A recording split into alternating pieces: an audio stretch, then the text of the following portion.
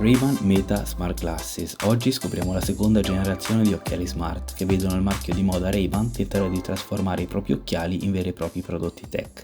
La confezione richiama l'esperienza che troviamo solitamente sullo smartphone, restituendo però un feeling premium. Al suo interno troviamo una custodia, non dissimile al tatto alla vista dalla classica Ray-Ban a cui siamo abituati, rivista però in chiave moderna e dotata di una presa USB Type-C per la ricarica, un LED luminoso per indicarne lo stato e un piccolo pulsante nascosto sul retro per l'attivazione di quest'ultimo. Troviamo inoltre un pannetto in microfibra e una guida rapida con le istruzioni principali per l'uso, accompagnata da un promemoria sulla possibilità di utilizzare lenti correttive, possibilità che io stesso ho sfruttato essendo miope per garantirmi un'esperienza ottimale con questi occhiali. I nuovi Ray-Ban Meta Smart Glasses sono disponibili in due modelli classici, Wayfarer ed Headliner.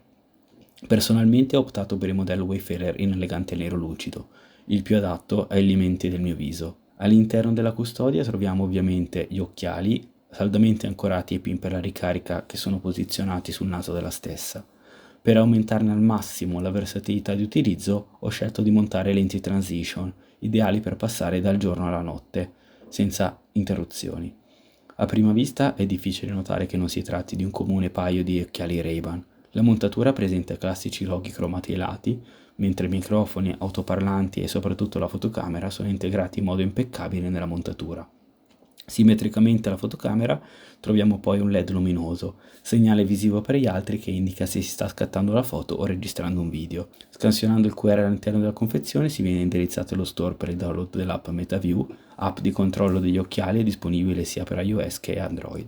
In fase di acquisto mi è stata mostrata una lista dei modelli supportati, ammetto di averla trovata un po' limitata, anche se la lista dei principali produttori come Samsung, Apple e così via era abbastanza vasta.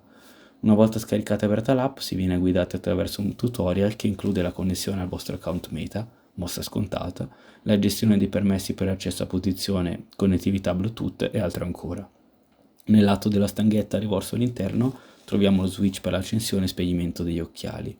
Una volta connessi via Bluetooth, l'app scaricherà e installerà un aggiornamento del sistema che richiederà qualche minuto.